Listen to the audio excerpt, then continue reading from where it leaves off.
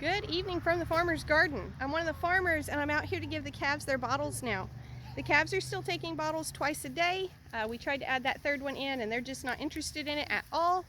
But they are taking those morning and evening bottles really well, and we're excited about that at this point. It's getting much harder to keep Boo satisfied with just one bottle. He's kind of a little pest about it. Thibodeau is doing better with his bottle. You can see he's not looking as good. So industry standard for dairies, here Thibodeau, industry standard for dairies is to milk the colostrum out and feed it to the calves because that colostrum cannot be sold anyway. Different dairies do that in different ways, but that's just kind of the standard. But after we had Thibodeau for, I don't know, 3 or 4 days, it became pretty apparent that he had not had enough colostrum. And so we have been going back and doing different things to treat him and give him some of those probiotics that he should have gotten in that. So colostrum is, of course, the first milk, and it is the calf's first immune system boost. And because he either didn't get any or he didn't get enough, and we're not sure which it is. You done? You got a little left. Can Boudreaux have it? Here, Boudreaux, you want it? Since he didn't get enough, he was not doing well. He is doing better now, but these goofy boys are just not as hungry as most little bottle calves. They absolutely refuse to take a midday bottle. So they're on the thin side. I would really like to see them getting chunkier than this, but they just will not take that midday bottle. And if on the off chance they do take a midday bottle, they refuse the bedtime bottle. So there's that, but they are looking better.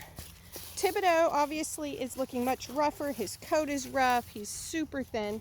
But like I say, we're getting all of that treated with the different probiotics and things. He's had yogurt in a bottle. That was tasty, huh, Thibodeau?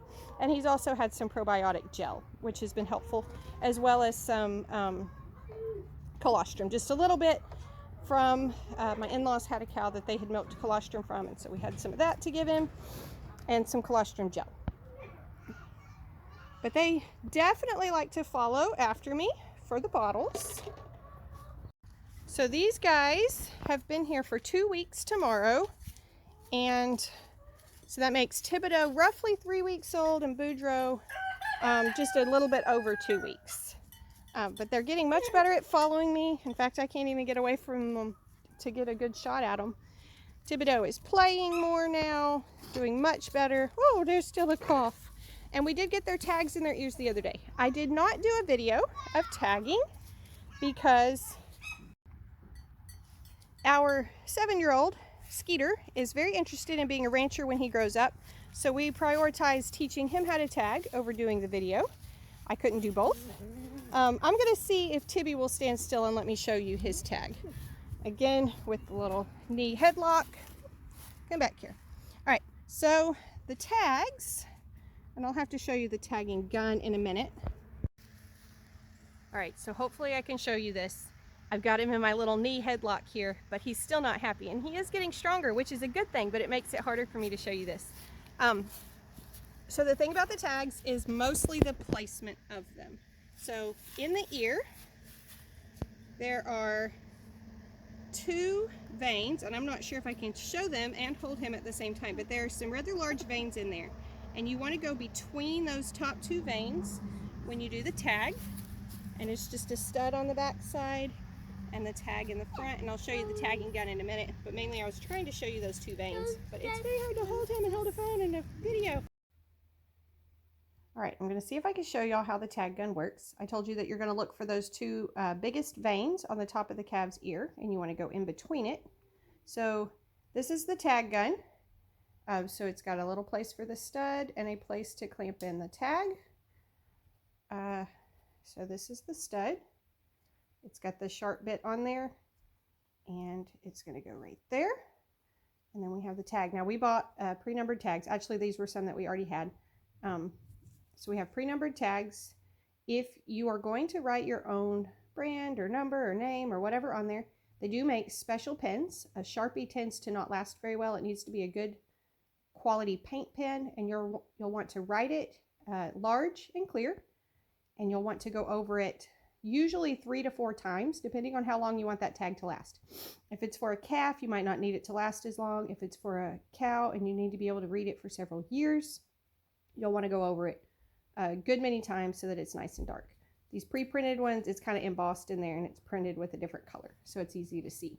All right, so the tag gun itself, see if I can show you this. It's got the little clamp, and that spot right there is for the front piece of the tag. All right, so if you'll put that front piece in, which I can't do with my left hand while holding a camera.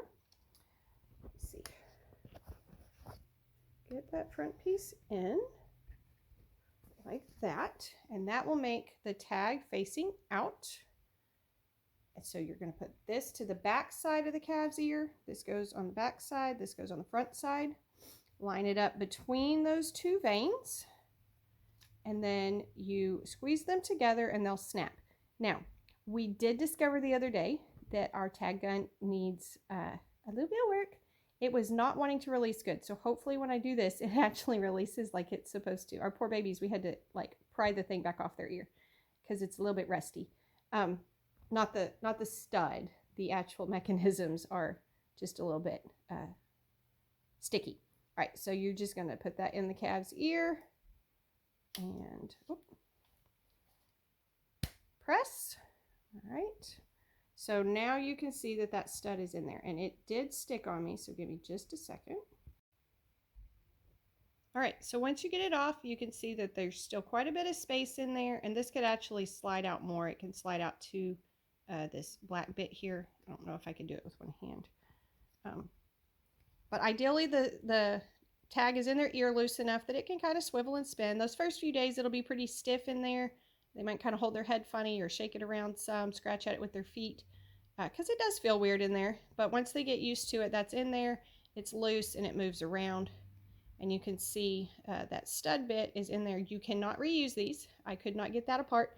Generally, the best way to get these apart or to get them off, let's say you bought a cow that has a tag in it, or you decide to change your numbering system or whatever. A lot of times what you can use is a pair of side cutters, like side wire cutters, and you could put those in a squeeze chute, obviously, so that the calf isn't moving around.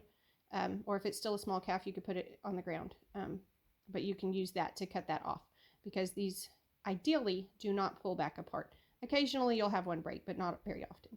So there you go. That's how the tag gun itself works. So our next challenge with them will be getting them interested in actual food, grain and hay. They are starting to nibble at the hay that we keep out for the goats.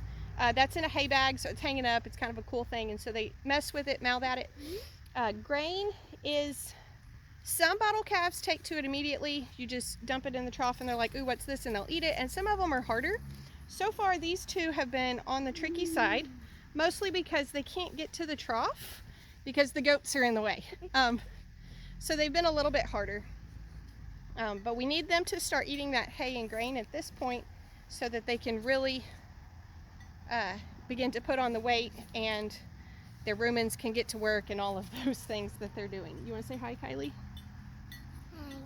Ow. No, nubbins. So that's where we're at right now, is we're just starting to get them introduced to hay and grain.